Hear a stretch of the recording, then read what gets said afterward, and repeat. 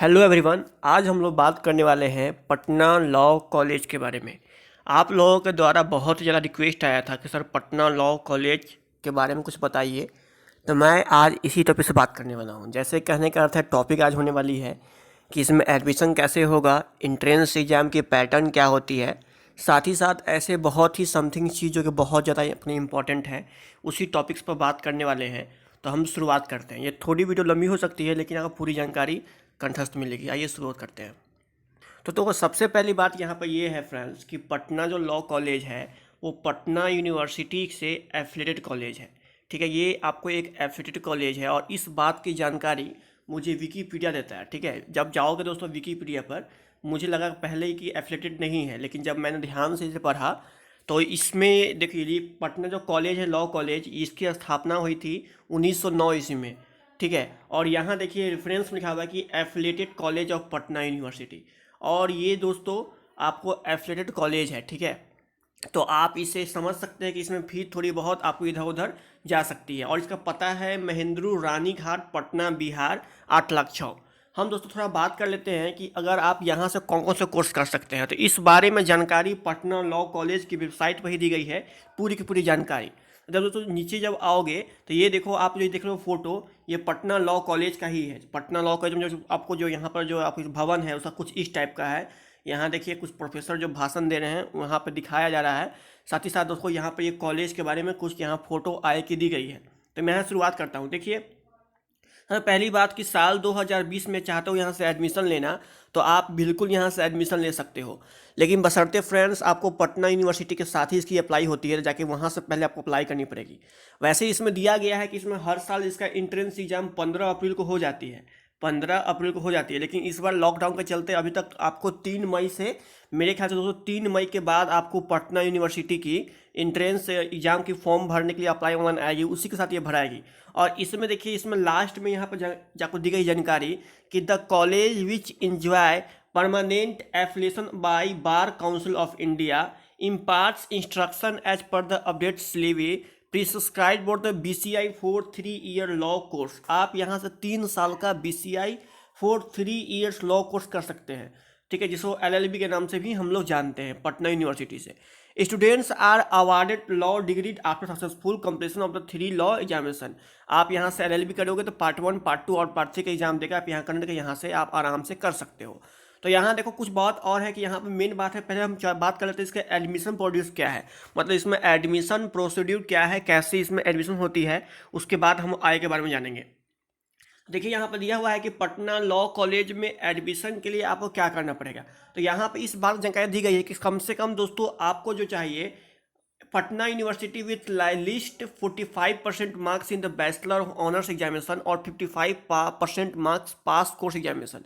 कम से कम दोस्तों इसमें कहा गया है कि 45% मार्क्स आपकी होनी चाहिए बैचलर ऑनर्स में, जो भी बैचलर डिग्री किए हो उसमें आपको 45% यहाँ रहना चाहिए, या फिर कोई भी पास कोर्स यहाँ पर किए हो उसमें 55% भी होगा तो चलेगा, या आगे कोर्स में यहाँ पर लिखा हुआ है, समझे। या तो ये होना चाहिए फ्रेंड्स, या तो आपको पास कोर्स में 55% होना चाहिए। अब बात चलती है पास कोर्स क्या होता है। देखो यहाँ अगर बैचलर डिग्री में 45% नहीं है तो उसी के इक्विवेलेंट अगर कुछ करते हो कोई और डिग्री, तो 55% है तो आप यहाँ से एडमिशन ले सकते हो। और यहाँ इस बात के बारे में नॉलेज दी गई है कि एडमिशन चाहते हो LLB पार्ट 1 में करवाना, तो कैंडिडेट को कम से कम बैचलर डिग्री या तो आर्ट्स से होना चाहिए, या तो साइंस से, या तो कॉमर्स से, या तो इंजीनियरिंग से। इसी से अगर आप रहते हो तभी आपकी यहाँ पर एडमिशन आपकी होगी। इससे आप बाहर से हो तो यहाँ पर एडमिशन दोस्तों आपकी नहीं होगी। और इक्विवेलेंट डिग्री में 55% यहाँ मार्क्स चाहिए, बैचलर डिग्री में 45% मार्क्स चाहिए, चाहे कोई भी कास्ट के हो। यहाँ इस बात के बारे में नॉलेज दी गई है। और फिर देखो यहाँ लिखा गया है कि appearing candidate in bachelor examination also eligible to apply for the entrance test. ठीक है, तो वही दे सकते हैं जो बैचलर डिग्री प्राप्त कर चुके हैं, वही LLB कर सकते हैं। कंडीशन देयर, कुछ यहाँ पर कंडीशन भी है, सुन लीजिए। यहाँ पहली बात है the programme for admission test. सबसे पहले दोस्तों यहाँ पर लिखा गया है कि इसकी हर साल इंट्रेंस टेस्ट जो होती है 15 अप्रैल को होती है, लेकिन क्या हुई दोस्तों, एकेडमी ईयर में यहाँ पर इस बार लॉकडाउन हो गई, इसीलिए ये टल चुका है दोस्तों। पता ही आप लोगों को फ्रेंड्स, ये टल चुका है। अब पता नहीं कब होगी, न्यू अपडेट आएगा तो मैं आप लोगों को वीडियो बना के दूंगा। और इसमें लिखा गया है जो आप लोग का इंट्रेंस टेस्ट जो ली जाएगी एडमिशन के लिए, वो हिंदी में हो सकता है क्वेश्चन, और इंग्लिश, दोनों में बोथ में हो सकता है। आपको जिसमें भी आपको मारना है, लगाना है, वो आप लगा लीजिए। ठीक है। अब देखिए यहाँ मेन बात आती है पैटर्न ऑफ एग्जामिनेशन। पैटर्न क्या है एग्जाम का, सुन लीजिए फ्रेंड्स। तो ये लिखा गया है कि the entrance test will be based on objective type question. पहली बात यहाँ क्लियर कर दी गई है कि आपको यहाँ पर क्वेश्चन पूछी जाएगी ऑब्जेक्टिव टाइप की, ठीक है, with multiple choice. Multiple choice के साथ में आपको ऑब्जेक्टिव क्वेश्चन दी जाएगी। मैं आपको क्वेश्चन का एक दिखा दूंगा पैटर्न। मैं बता दूं फिर से आपको कि पटना यूनिवर्सिटी क्या होती है, किसी भी इंट्रेंस एग्जाम क्वेश्चन पेपर नहीं देती है, उसी समय आपसे ले लेगी, जब जाओगे एग्जाम देने तो ले लेगी। लेकिन मैं आपको एक सैम्पल पेपर की तरह मैं दिखा दूंगा, चिंता मत कीजिए आप लोग। कंपेरिजिंग of 100 question of which 50 question shall be draw and general knowledge and 25 तो क्वेश्चन होंगे current affair and legal aptitude होंगे। आप इस बात को यहाँ समझिएगा दोस्तों कि आपकी दोस्तों यहाँ पर जो कुल टोटल होगी 100 क्वेश्चन जो होंगे आपको ऑब्जेक्टिव टाइप जो होंगे, मल्टीपल टाइप ऑफ क्वेश्चन होंगे 100 क्वेश्चन। उसके अलावा दोस्तों जो 50 जो क्वेश्चन होंगे वो आपको जनरल नॉलेज से होंगे, बाकी 25 क्वेश्चन करेंट अफेयर्स से होंगे, लीगल और सबसे उसमें दोस्तों कुछ रीजनिंग भी यहाँ जुड़ी होगी। दोस्तों मैं आपको जीके जो भी इंपॉर्टेंट जो सवाल है जीके का वो तो मैं आपको पढ़ा ही रहा हूँ, पता ही है आप लोग को, मैं आपको रेगुलर बता रहा हूँ, पढ़ा रहा हूँ जीके का। तो आप मेरी क्लास ज्वाइन कर सकते हैं। क्लास ज्वाइन करने के देखिए मैं आपको बिहार बेस का प्लेलिस्ट, माफ करना दोस्तों, यहाँ पटना यूनिवर्सिटी का प्लेलिस्ट का लिंक दे दिया हूँ, जाके वहाँ से मेरी हर क्लास आप कर सकते हैं।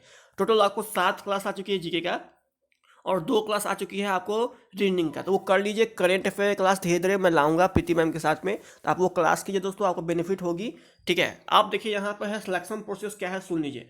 तो जब दोस्तों आप एलएलबी में चाहते हो यहाँ से एडमिशन लेना, तो सबसे पहले दोस्तों आप जब इंट्रेंस एग्जाम देते हो तो आपकी मेरिट लिस्ट बनेगी, ठीक है। मेरिट लिस्ट के तहत में जो भी कैंडिडेट होंगे उनके परफॉर्मेंस के आधार पर, इंट्रेंस टेस्ट जो परफॉर्मेंस दिए हैं उसके आधार पर उनकी मेरिट लिस्ट बनाई जाएगी। और उसके बाद दोस्तों कैंडिडेट को कम से कम आपको 33% मार्क्स होनी चाहिए। तो 33% मार्क्स नहीं है तो इंट्रेंस टेस्ट में पास भी नहीं हो पाएंगे। 33% मार्क्स जो है ये आपको जितना भी टोटल नंबर होगा उसका 33% एग्जाम में होना चाहिए, तभी आपको इंट्रेंस टेस्ट के लिए आप एलिजिबल हो पाओगे, पास कर पाओगे। उसके अलावा दोस्तों और जो नंबर आएगा एक्स्ट्रा आपको, उससे आपकी मेरिट लिस्ट बनेगी स्टूडेंट ऑफ नंबर को देखकर। तो यहाँ इस बात के लिए यहाँ पर बताया गया है दोस्तों। अब आता है यहाँ पर कि यहाँ दोस्तों आप जाओगे, मान के चलो भाई चलिए इसमें आप एडमिशन करवा लीजिए। आप किसी भी तरह दोस्तों किसी भी तरह आप जो है यहाँ से एडमिशन करवा के सब कुछ कर लिए। उसके बाद दोस्तों क्या क्या होगी, क्या पढ़ना पड़ेगा, आप इस बात के बारे में मैं बताया था। एक्टिविटीज़ के ऊपर दोस्तों जाते हैं तो एक्टिविटीज़ के ऊपर लिखा हुआ है कि पटना लॉ कॉलेज एक्टिविटीज़ के ऊपर में बस एक ही हुई है ब्लड डोमेंट, ये कुछ खास काम की नहीं है। आगे चलता है इसका एग्जामिनेशन के ऊपर में। इसकी एग्जामिनेशन कैसे कैसे होती है समझ लीजिए। देखिए यहाँ प्रमोशन एंड यूनिवर्सिटी एग्जामिनेशन के तहत में कैसे कैसे होती है सुन लीजिए। इसमें university shall conduct university examination at the end of इस सेमेस्टर। प्रत्येक सेमेस्टर के एंड में यूनिवर्सिटी आपसे जो है आपका टेस्ट ले लेगी सेमेस्टर बाय सेमेस्टर। था सिंपल सी बात है, यहाँ आपकी क्लियर हो चुकी है कि आपको जिस तरह पीजी में आप सेमेस्टर बाय सेमेस्टर एग्जाम देते हो उसी तरह इसमें भी आप सेमेस्टर बाय सेमेस्टर आपको एग्जाम देनी पड़ेगी। इस बात के बारे में यहाँ पर दिया गया है। तो लिखा गया है द रिजल्ट सच एग्जाम, जो आपकी जो एग्जाम दोगे उसका रिजल्ट आपके 30 दिन के अंदर में आपके पास पहुँच जाएगी। इस बारे में नॉलेज दिया गया है। आगे चलोगे लिखा हुआ है no student shall be allowed to appear LLB first semester examination of Patna university unless he she has been sent up for set examination. वैसे स्टूडेंट जिनको अलाउ नहीं होगा सकता है एलएलबी का फर्स्ट सेमेस्टर एग्जाम देने, मतलब कि जो दिया जाए, जो कि कोई लड़का चाहे लड़की जो है बिना, मतलब कहने का अर्थ ये है कि समझ जाए इस बात के लिए कि अगर आप फर्स्ट सेमेस्टर एग्जाम नहीं दिए तो सेकेंड सेमेस्टर आप एग्जाम में आप एलिजिबल नहीं हो। जब तक फर्स्ट नहीं क्लियर करोगे तब तक सेकेंड में आपको नहीं जाने दिया जाएगा। इस बात के बारे में यहाँ कहा गया है। फिर कहा गया है कि student appearing in the university examination for first semester shall be promoted second semester. आप देखो यहाँ इस बात के भी नॉलेज दिया गया है कि जो भी स्टूडेंट जो होंगे, मान लो फर्स्ट सेमेस्टर में आपको वहाँ पर लग गया क्रॉस लग गया, किसी भी पेपर में आपको क्रॉस लग गया, तो आपको प्रमोट कर दिया जाएगा सेकेंड सेमेस्टर के लिए। इस बात के बारे में यहाँ नॉलेज दी गई है कि प्रमोट आपको कर सकता है सेकेंड सेमेस्टर के लिए। लेकिन दोस्तों एक ही साल के अंदर में आपको 2 सेमेस्टर का एग्जाम साथ साथ देना पड़ेगा। जो आप फेल किए हैं पेपर, बिल्कुल दोस्तों बैचलर डिग्री की तरह इसमें भी आपको खो चलेगी। आप लोग जानते ही होंगे, आप लोग समझ गए होंगे मेरी बात। फिर देखो यहाँ पर जो सेकेंड सेमेस्टर में किए हैं फिर उनको थर्ड सेमेस्टर में प्रमोट कर दिया जाएगा, ये बात कहा गया है। उसके बाद दोस्तों प्रमोट करने का अर्थ ये नहीं होता है कि हाँ कि बस आप उस सेमेस्टर एग्जाम में, करने का अर्थ ये है कि अगर आप जिस पेपर में फेल करते हो उस पेपर का एग्जाम आपको दोबारा उसी अगले साल जो देने वाले होंगे उसके साथ आपको बैठ कर देना पड़ता है, और उसके साथ आप थर्ड सेमेस्टर का भी दे पाते हो, ठीक है।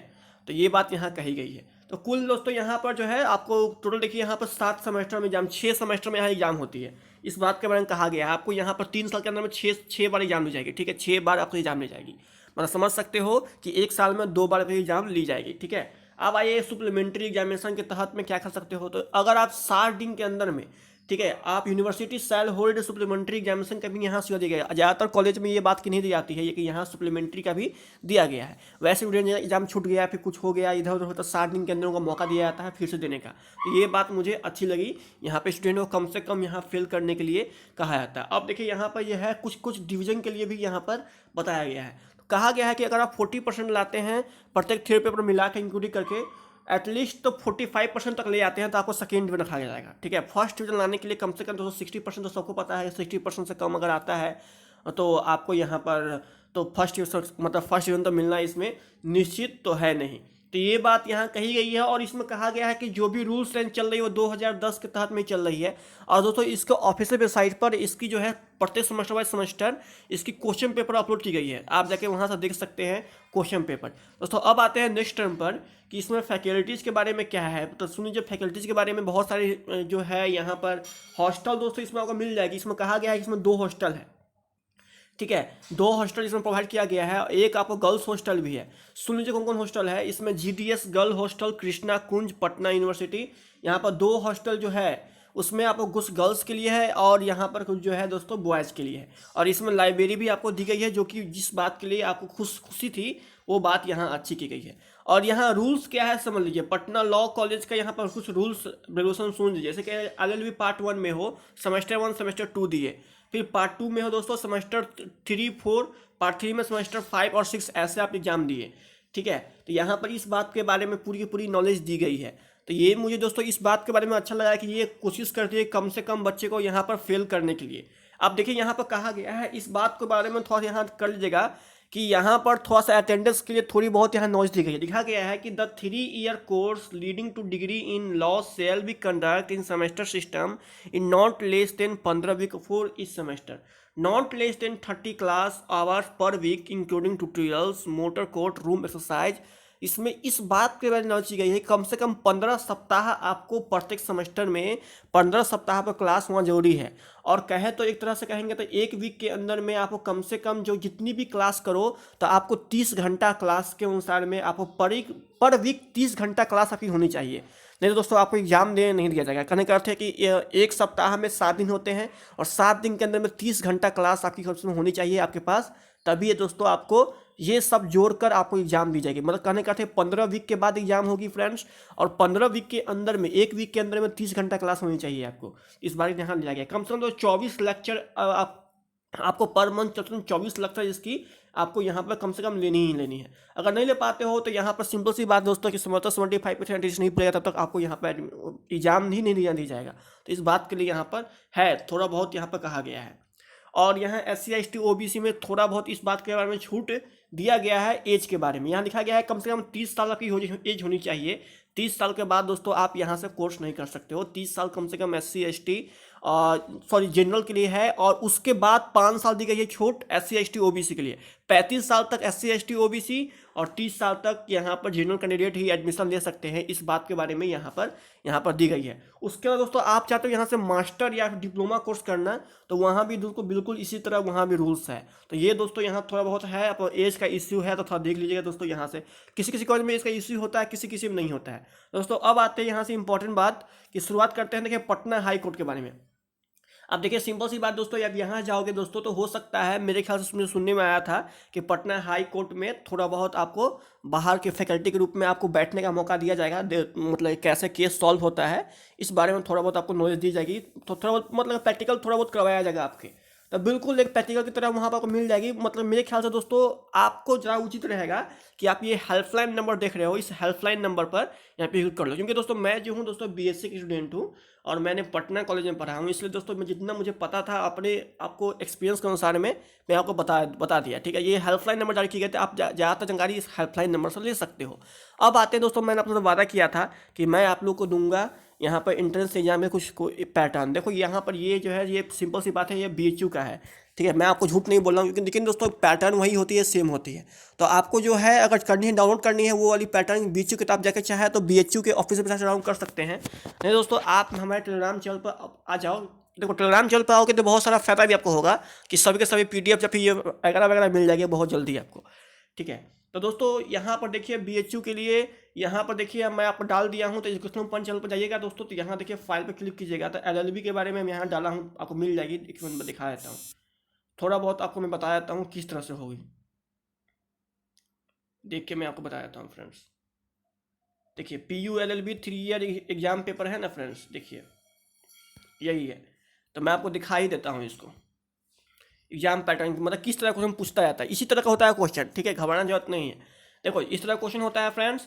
और ये देखिएगा, तो इसमें क्या होगी, हिंदी और इंग्लिश भी दी जाएगी। और इसमें क्या होगा, संविधान के बारे में थोड़ा बहुत आपको पूछी जाएगी। जैसे कि देखो यहाँ पर ये है कि which constitution amendment has been passed by the parliament to provide for reservation for the economical weaker section. तो यहाँ पर ये दिया हुआ किसके तहत में।